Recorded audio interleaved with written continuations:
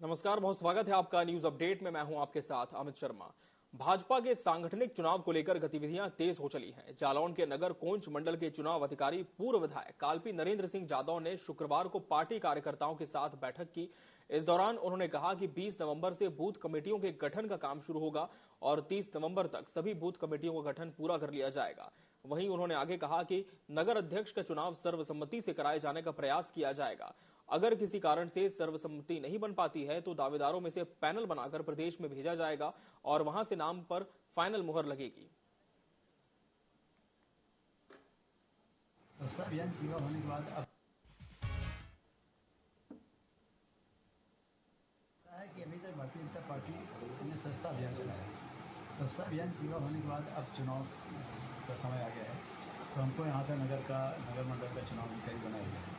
आज नगर मंडल के चुनाव को लेकर के आज एक कार्यशाला हुई थी, जिसमें नगर के प्रमुख कार्यकर्ताओं को मंडल अध्यक्ष सहित सभी लोगों को बिठाया गया था। प्रयास ये किया गया था कि नगर का चुनाव चाहे बूथ का हो चाहे मंडल के अध्यक्ष का चुनाव हो, प्रयास ये होगा कि निर्विरोध चुनाव हो। अगर निर्विरोध चुनाव नहीं होता है तो उसमें से कुछ कम संख्या 2, 3, 4 की निकाल के प्रदेश को दे दी जाएगी, उन्हीं में से किसी एक प्रदेश। ये प्रक्रिया है। यूपी के पूर्व सीएम अखिलेश यादव अलीगढ़ के खैर पहुंचे। मंच पर अखिलेश यादव का सपा जिलाध्यक्ष लक्ष्मी धनगर ने अपने उद्बोधन से स्वागत किया। सपा प्रत्याशी चारू केन ने अखिलेश यादव को भावी मुख्यमंत्री कहा। इसके साथ ही उन्होंने भाजपा पर निशाना साधते हुए कहा कि भाजपा को डीएपी में भी पीडीए नजर आ रहा है। न पीडीए को कुछ दिया है और न किसानों को कुछ दिया है। अखिलेश यादव ने कहा कि सीएम योगी पावर हाउस का नाम नहीं ले रहे। जब से 100 नंबर से 112 हुई है तब से हमारी पुलिस भी बदल गई है, उनके रेट भी बदल गए हैं। अब तक पुलिस अपराधियों को पकड़ती थी, अब पुलिस को पकड़ रही है।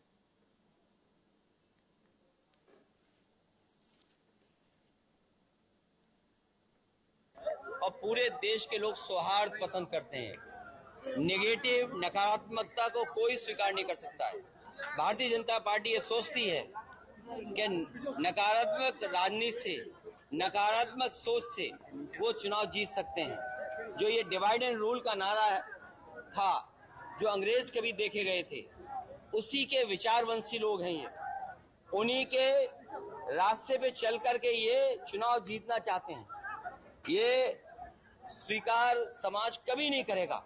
इसीलिए महाराष्ट्र के एक एक कर करके नेताओं ने इसका विरोध किया है। न केवल उन्होंने विरोध किया है, बल्कि डिप्टी सीएम जो हैं, जो इस उम्मीद में बैठे हैं कि उन्हें भी थोड़ा बहुत कुछ कुर्सी का हिस्सा मिल जाएगा।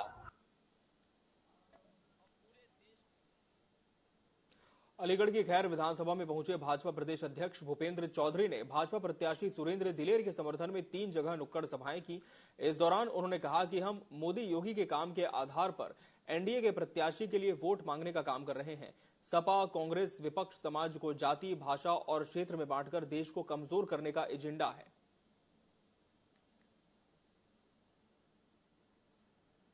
जुड़े हैं और हमारी सरकारों के प्रति, योगी जी के प्रति, मोदी जी के प्रति जिस प्रकार से लोगों का विश्वास है, उसके आधार पर मैं कह सकता हूं कि बड़े अंतर से हम खैर सहित एनडीए के सभी साथी मिलकर 9 की 9 सीटें जीतेंगे। माननीय मुख्यमंत्री जी बड़े सार्वजनिक कार्यक्रम को कल संबोधित करने खैर में आ रहे हैं और हमारे लिए बहुत ही गर्व का क्षण है कि मुख्यमंत्री जी अपने काम का लेखा जोखा लेकर लगातार सभी जगह जनता के बीच में। ये लोग जो हमेशा ट्विटर पर और अलग अलग माध्यमों से अपनी उपस्थिति बनाते हैं, हमारे माननीय मुख्यमंत्री लगातार जनता के बीच में संपर्क संवाद बनाकर जो काम हम लोगों ने किए हैं, हमारी सरकारों का जो रिपोर्ट कार्ड है, वो जनता के बीच में रखकर हम लोग चुनाव में अपने पक्ष में जनादेश मांग रहे हैं। उन्नाव जिले के सीएमओ और सफीपुर सीएचसी के अधीक्षक के खिलाफ अनुशासनिक कार्रवाई की गई है। दरअसल सीएमओ पर उच्च स्तर पर गलत सूचना उपलब्ध कराने और अपने दायित्व के प्रति लापरवाही का आरोप लगा है। तो वहीं सफीपुर सीएचसी अधीक्षक डॉक्टर राजेश वर्मा पर नियमानुसार समयबद्ध रूप से कार्य न करने और दायित्वों के प्रति लापरवाही बरतने पर कार्रवाई हुई है।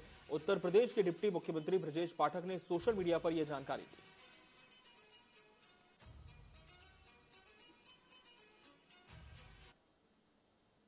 खबर झांसी से है, जहां शुक्रवार को भीषण सड़क हादसा हो गया। यहां कानपुर झांसी हाईवे पर पूंछ थाना क्षेत्र के सिकंदरा बाईपास के पास अज्ञात वाहन ने बाइक सवार को रौंद दिया। इससे बाइक सवार युवक की मौके पर ही मौत हो गई।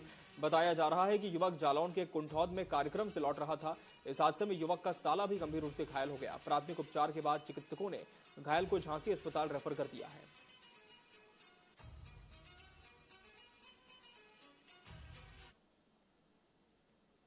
जौनपुर की बात करेंगे, जहां शाहगंज तहसील में गुरुवार की देर रात बाराती को गोली लगने के मामले का पुलिस ने खुलासा कर दिया है। दरअसल मामला दो पक्षों में चल रही पुरानी रंजिश का था। एक पक्ष के युवक को मारपीट कर अपने साथ जबरदस्ती लेकर जाने की कोशिश में युवकों में से एक ने गोली चलाई, जो कि वहां से गुजर रहे बाराती के पैर में लग गई। वहीं युवक को जबरदस्ती उठाने की कोशिश का सीसीटीवी फुटेज पुलिस के हाथ लगा है। पुलिस ने जहां 5 लोगों पर मुकदमा दर्ज किया है, जिनमें से 3 आरोपियों को गिरफ्तार कर लिया गया है। अन्य आरोपियों की तलाश जारी है। आजमगढ़ रोड पे पेट्रोल पंप के पास सड़क पर जाते हुए श्री राम अवध राजभर, जो कि अखन सराय के हैं, इनको एक चोट लगी और इन्हें इलाज हेतु अस्पताल लाया गया है। और ऐसा प्रतीत होता है कि हो सकता है कि वो गन शॉट भी हो या पटाखे से किसी चोट आई हो। जो भी होगा अभी सदर अस्पताल में एक्सरे के बाद इसकी जानकारी प्राप्त हो जाएगी।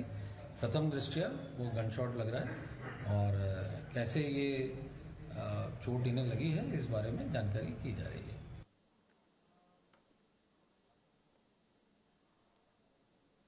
झांसी के शिव परिवार कॉलोनी पंचवटी में डीआरएम ऑफिस में क्लर्क के घर से लाखों की चोरी का मामला सामने आया है।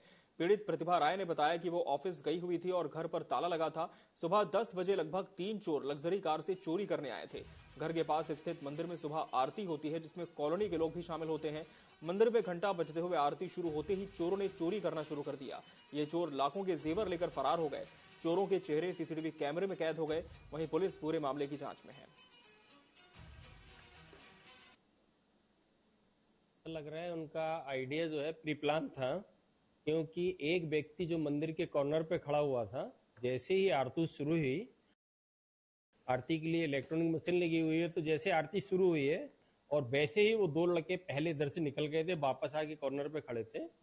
तो उन लोगों ने क्या किया कि जैसे ही आरती शुरू हुई तो एक आदमी वहां खड़ा रहा, 2 बंदे आए, उसमें से दोनों बंदे बाउंड्री फांद के अंदर आए, बाहर की बाउंड्री फांद के अंदर आए हैं।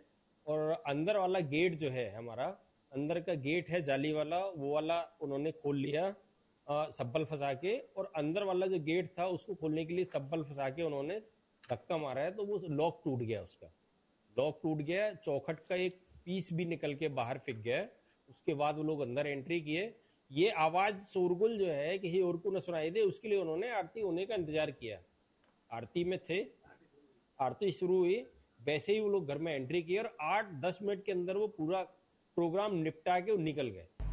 आज दिनांक 14/11/2024 को थाना क्षेत्र कोतवाली के शिव परिवार कॉलोनी पंचवटी की रहने वाली प्रतिमा राय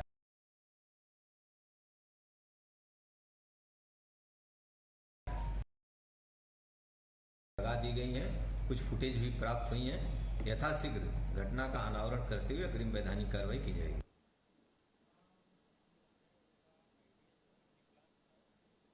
यूपी के झांसी मेडिकल कॉलेज के एनआईसीयू में आग लगने से 10 बच्चों की मौत हो गई।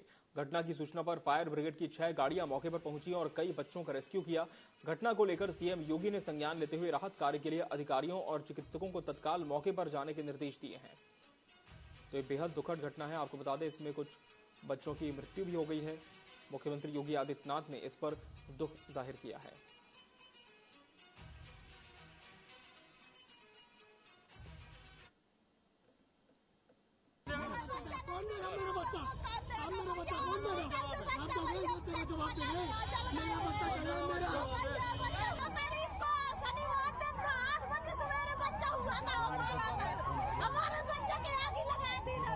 जो वहाँ पे मौके पे जो स्टाफ उपस्थित था मेडिकल कॉलेज के एनआईसीयू में जो स्टाफ उपस्थित था, उसके द्वारा जो प्रथम दृष्टया तथ्य आए हैं, उसमें लगभग 10:30 से 10:45 के बीच में जो एनआईसीयू है उसमें 2 चरण में NICU, एक बाहर की यूनिट और एक अंदर की यूनिट। जो कम क्रिटिकल होते हैं वो बाहर की तरफ रहते हैं, जो ज़्यादा क्रिटिकल होते हैं वो अंदर की तरफ रहते हैं। तो जो अंदर की यूनिट है उसमें संभवतः शॉर्ट सर्किट से आग लगी, और उसके बाद जो बाहर की तरफ बच्चे थे वो लगभग सभी बचा लिए गए हैं, और अंदर के जो बच्चे थे उसमें से भी काफ़ी बच गए हैं। प्रथम दृष्टया अभी 10 बच्चों के मतलब एक्सपायर होने की सूचना प्राप्त हो रही है, और बाकी बचाव कार्य जारी है। और पूरा समय रहते जो टीम थी वो लोग पहुंच गई थी, आग की और रेस्क्यू की टीम, और उनके द्वारा सभी लोगों को बचा, काफ़ी बच्चों को बचा। रूप से अभी उसका वो चल रहा है उपचार सभी का। जो गंभीर रूप से घायल है उसकी अभी हम लोग टेक केयर कर रहे हैं, कितने हैं उसकी सब सूची बना के। तो काफी दुखद घटना सामने आई है और संभवतः शॉर्ट सर्किट से आग लगी, ये कल रात को अधिकारियों का कहना था। फिलहाल इस मामले की जांच भी शुरू हो चुकी है। मुख्यमंत्री योगी आदित्यनाथ ने खुद इस पर संज्ञान लिया है, क्योंकि बहुत बड़ी घटना है, हृदय विदारक घटना है। मेडिकल कॉलेज जहां पर आग लगी है और बताया जा रहा है कि कुछ बच्चों की मौत भी इसमें हुई है। और सीधा रुख कर लेंगे ग्राउंड जीरो का, जहां से हमारे सहयोगी उपेंद्र त्रिपाठी हमारे साथ जुड़ चुके हैं। उपेंद्र, निश्चित तौर पर हम कह सकते हैं कि काफी बड़ी घटना है, काफी हृदय विदारक ये घटना है। क्या मौत के कारणों का खुलासा हो पाया है, किस वजह से आग लगी थी और अब तक कितने बच्चों की जान इस हादसे में गई है? महाराणा मेडिकल कॉलेज में ऑक्सीजन कंसंट्रेटर होने की वजह से आग लगी है जी। हो गई है। आपको बता दें कि उस NICU वार्ड में लगभग 54 बच्चे एडमिट थे, जिनका लगातार उपचार चल रहा था, लेकिन देर रात ऑक्सीजन कंसंट्रेटर में लगा तो शॉर्ट सर्किट होने की वजह से आग लगी, और आग इस तरह फैली कि कुछ समझ में आया। वहां पर मौजूद स्टाफ ने तत्काल बच्चों को बाहर निकालने का प्रयास किया। सभी बच्चे बाहर निकल गए, लेकिन उनमें 10 बच्चों की जलकर दर्दनाक मौत हो गई, जिनका पोस्टमार्टम कराया जा रहा है। मौके पर कमिश्नर कमल दुबे और मौके पर विमल दुबे, DIG कलानिधि नैथानी और तमाम जिलाधिकारी, SP समेत तमाम बड़े अफसर वहां पहुंच चुके हैं। लगातार रेस्क्यू चलता रहा, तो पूरी रात इस पर कार्रवाई हुई, लेकिन जिस तरीके से अभी तक जो पूरा मामला साफ सामने आया है, साफ तौर पर बताया जा रहा है कि जो ऑक्सीजन कंसंट्रेटर में आग लगने के बाद प्रशासन ने लगातार उस पर रेस्क्यू किया है और बच्चों को निकाला है। बच्चों की मौत हुई थी उसके लिए एक कमेटी का गठन हुआ है। उस कमेटी के द्वारा उसका पोस्टमार्टम कराया जा रहा है। पोस्टमार्टम के बाद जो रिपोर्ट आएगी, रिपोर्ट के आधार पर कार्रवाई की जाएगी। लेकिन अभी तक जो साफ है कि योगी आदित्यनाथ ने स्वास्थ्य मंत्री, उप मुख्यमंत्री ब्रजेश पाठक को आज झांसी में रहने को कहा है और पूरी रिपोर्ट आज दोपहर तक हमारी तलब की है। रिपोर्ट में जिस तरीके से जो कई पॉइंट आउट करके रिपोर्ट मांगी हुई, रिपोर्ट के आधार पे आज कई जिम्मेदारों पर गाज गिरनी लग सकता है। जी उपेंद्र, आपसे ये भी समझना चाहेंगे कि ये जो मेडिकल कॉलेज है अपने आप में काफी ये बड़ा है, एक वृहद इसका स्वरूप है, लेकिन जहां तक सुरक्षा के उपकरणों की बात की जाए तो जब ये घटना हुई तब क्या वहां पर सुरक्षा के पुख्ता इंतजाम मौजूद थे, जिससे फौरी तौर पर घटना को होने से रोका जा सकता था, आग बढ़ने से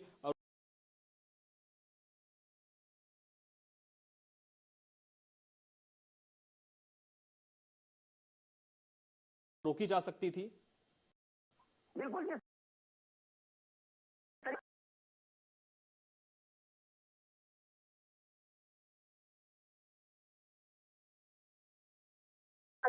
और सबसे बड़ी बात यह है कि जिस तरीके से पर्याप्त होने के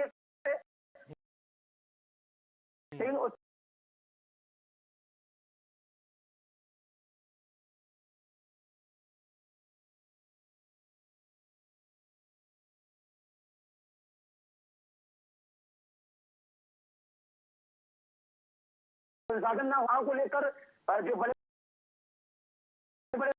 मानी जा रही है। बिल्कुल, लेकिन दुखद यही है उपेंद्र, हम कह सकते हैं कि जब बड़ी घटना हो जाती है इसके बाद कार्रवाई की जाती है, इसके बाद एक्शन लिया जाता है, लेकिन अगर पहले ही तमाम बंदोबस्त पुख्ता होते तो शायद इतनी बड़ी घटना ना होती। मुख्यमंत्री ने खुद इस पूरी घटना पर संज्ञान लिया उपेंद्र, और क्या अब उनके इस पूरे एक्स पोस्ट के बाद उनकी तरफ से कोई जनप्रतिनिधि यहां पर मौका का मुआयना करने के लिए पहुंच पाया है? अभी फिलहाल क्या चल रहा है वहां पर?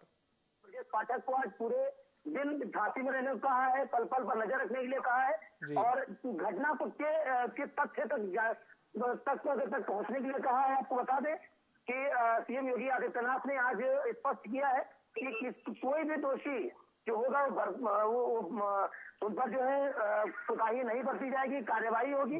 लेकिन जिस तरीके से घटना हुई है, कहीं ना कहीं जिला प्रशासन की बड़ी लापरवाही रही है कि लगातार वहां पर कहीं ना कहीं शॉर्ट सर्किट होने के भी कई बड़े कारण हो सकते हैं। शॉर्ट सर्किट हुई है और सबसे बड़ी बात यह है कि वहां पर फायर के जो बचाव के साधन होने चाहिए थे वह उपलब्ध नहीं थे। संसाधन का अभाव भी कहीं ना कहीं बड़ी दुर्घटना होने का कारण बनता है। लेकिन जिस तरीके से मेडिकल कॉलेज है, एक झांसी का एक बड़ा मेडिकल कॉलेज है, ये माना जाता है कि उस क्षेत्र का स्वास्थ्य के लिए एक बड़ा हॉस्पिटल है, उसमें इस तरह की घटना होना कहीं ना कहीं एक बड़ा शर्मिंदगी भरा हो रहा कारण है। जी बिल्कुल, और उम्मीद की जा सकती है कि इस घटना से सबक लिया जाए और आगे इस तरह की घटना ना हो, इसका पूरा ध्यान रखा जाए। इस पर आगे भी आपसे अपडेट लेते रहेंगे। फिलहाल बहुत शुक्रिया ओपेन आपका हमसे जुड़ने के लिए इस खबर पर। तो फिलहाल घटना हो चुकी है, इसके बाद अब कार्रवाई की बात कही जा रही है और शाम तक बहुत ही संभव है कि कोई बड़ा एक्शन इस मामले में देखने को मिलेगा। लेकिन उन जानों का क्या, उन मासूम जानों का क्या जो कि हमारे बीच से रुखसत हो चली है। निश्चित तौर पर काफी हृदय विदारक घटना ये सामने आई है। रुक करेंगे कुछ और खबरों का। फिरोजाबाद की बात करेंगे, जहां पुलिस ने मुठभेड़ के दौरान 50,000 के इनामी आरोपी को गिरफ्तार किया है। आरोपी 2011 से कच्ची शराब बनाने के आरोप में फरार था। शुक्रवार सुबह पुलिस ने घेराबंदी कर आरोपी को गिरफ्तार किया। इस दौरान दोनों तरफ से गोलियां चली और आरोपी के पैर में गोली लग गई, जिसके बाद उसे इलाज के लिए अस्पताल में भर्ती कराया गया। इस मामले में एसपी ने जानकारी दी कि आरोपी को गिरफ्तार कर उसके पास से तमंचा, कारतूस और बाइक बरामद की गई है।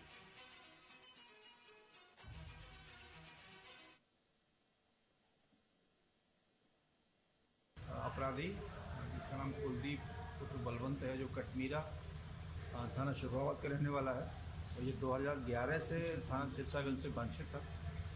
आज पुलिस को उसकी सूचना मिली थी कि ये सूरजपुर नहर के पास कहीं से जा रहा है। पुलिस के द्वारा चेकिंग लगाई गई वहाँ पर। ये आता हुआ दिखाई पड़ने पर पुलिस ने जब इसको रोका तो ये वहाँ से भागने लगा और ये मोटरसाइकिल इसकी वहाँ डिस्बैलेंस हुई है। पुलिस ने जब इसको रोकने का वहाँ प्रयास किया तो इसने पुलिस के ऊपर एक फायर किया। जवाबी फायरिंग में इसको भी गोली लगी इसके पैर में। उपचार के लिए इसको जिला अस्पताल लाया गया। इसके कब्जे से एक 315 बोर का तमंचा, एक चोरी की मोटरसाइकिल बरामद हुई है। इसके ऊपर आबकारी अधिनियम में अवैध शराब के निर्माण निष्कर्षण के पूर्व के मुकदमे हैं और इसके ऊपर गैंगस्टर अधिनियम की कार्रवाई हुई थी। खबर जौनपुर से, जहां के जलालपुर में विद्युत विभाग के अधिकारियों और उपभोक्ता के बीच झड़प हो गई। दरअसल विद्युत विभाग के अधिकारी बकाया बिल के चलते उपभोक्ता के कनेक्शन काटने पहुंचे थे। इस दौरान उपभोक्ता ने बिल की लिस्ट मांगी जो अधिकारियों के पास नहीं थी, जिसके बाद झड़प शुरू हो गई। वहीं उपभोक्ता ने विद्युत विभाग के अधिकारियों पर आरोप लगाया है कि अधिकारी बड़े बकायेदारों को संरक्षण दे रहे हैं, जिससे लोगों में आक्रोश है।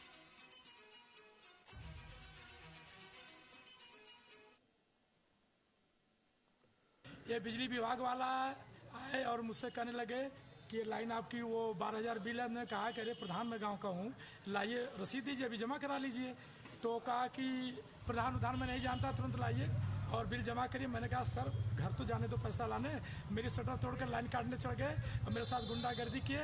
जब ग्राम प्रधान के साथ ऐसा होगा तो हम जनता के साथ क्या हो सकता है। जबकि मेरी भारतीय जनता पार्टी की सरकार जीरो टॉलरेंस पर काम कर रही है, लेकिन अधिकारी ये देश समाज को बर्बाद कर रहे हैं और घुसपैठ करके पूरी सरकार को बदनाम कर रहे हैं। कि हम चूंकि डोर टू डोर चेकिंग कर रहे हैं, तो डोर टू डोर चेकिंग में हमारे पास सिर्फ बकाया ही नहीं देखना होता है, बकाये के साथ साथ उनकी समस्याओं को भी सुनना होता है। वहाँ बाईपास है, मीटर नहीं है, 2 लाख बकाया का नहीं कटा पा रहा का। मैं आपसे वही बात कह रहा हूँ। मैंने वही बात कही कि अगर किसी के यहाँ 1 लाख बकाया है और हम जब डोर टू डोर चेकिंग करेंगे तो वहाँ डोर टू डोर चेकिंग में 1 लाख बकाया नहीं होता। आपको पता होना चाहिए कि हर डोर पे 1 लाख के बकाया नहीं होता है, वो कहीं कहीं इंडिविजुअल होंगे। क्योंकि हम डोर टू डोर चेकिंग अभियान में चल रहे हैं और निश्चित रूप से डोर टू डोर चेकिंग अभियान में इस प्रकार की विचारधारा आएंगे। लेकिन हमने आपसे बताया कि चूंकि ये जो अभियान चल रहा है आज के डेट में, ये डोर टू डोर अभियान है। इसमें 1 लाख और 5 लाख से मतलब ये जो भी बकायेदार हैं हम उनसे पेमेंट कराने की बात करते हैं या उनकी जो कमियां हैं उसको निस्तारण करने की बात करते हैं।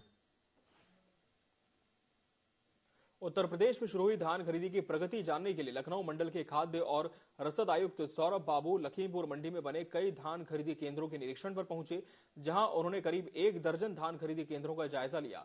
लेकिन ज्यादातर खरीदी केंद्रों पर सन्नाटा दिखाई दिया, जिसे लेकर वो बिफर गए। उन्होंने धान खरीदी केंद्र में मौजूद कर्मचारियों के खिलाफ कार्रवाई करने की बात तक कह डाली। मीडिया से बातचीत के दौरान कहा कि किसानों को सभी सुविधाएं देने की कोशिश की जा रही है। में देखिए इस समय शासन के निर्देश पर जो हमारा धान क्रय का कार्यक्रम चल रहा है उसका निरीक्षण पे मैं आया हूँ। अभी इस जनपद में जो लक्ष्य है उसके सापेक्ष करीब 17,000 MT की खरीद हो चुकी है। तो हम लोगों का प्रयास ये है कि किसानों को सभी सुविधाएं बिना किसी कष्ट के उनको प्राप्त होती रहे, उनका पेमेंट होता रहे, उनका क्रय आसानी से हो जाए। तो वही हम लोग देख रहे हैं। तो यहाँ पे जितने भी सेंटर्स हैं सब पे खरीद चल रही है। कहीं पे अच्छी खरीद हो रही है, कहीं पे कुछ थोड़ा स्लो है जो धीरे धीरे पिक कर जाएगी। हापुड़ के गढ़मुक्तेश्वर कार्तिक गंगा मेले में दिवंगतों की आत्मा की शांति के लिए लाखों लोगों ने दीपदान कर गंगा में आस्था की डुबकी लगाई। अपने सगे संबंधी और परिजनों से बिछड़े लोगों को याद कर लोगों की आंखें नम हो गईं। कई राज्यों के लाखों श्रद्धालु गढ़ गंगा में दीपदान करने आए थे, जिन्होंने अपने पूर्वजों की आत्मा की शांति के लिए गंगा में दीपदान किया। सूर्यास्त होते ही दीपदान करने का सिलसिला शुरू हो गया, जो देर रात तक जारी रहा। बाद में धार्मिक अनुष्ठान करते हुए पिंडदान किया गया।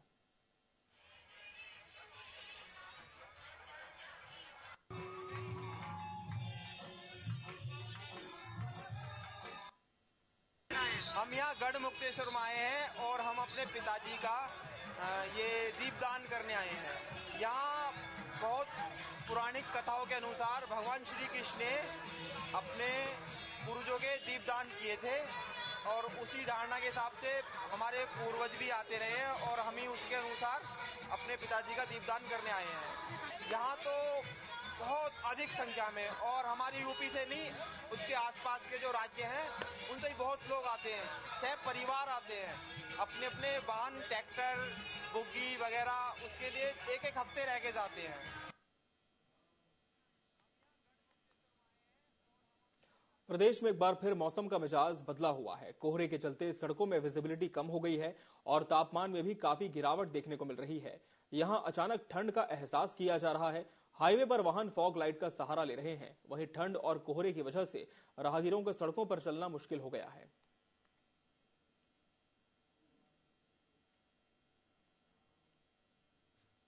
और इस बुलेटिन में फिलहाल इतना ही। मुझे और मेरी पूरी टीम को दीजिए इजाजत। नमस्कार।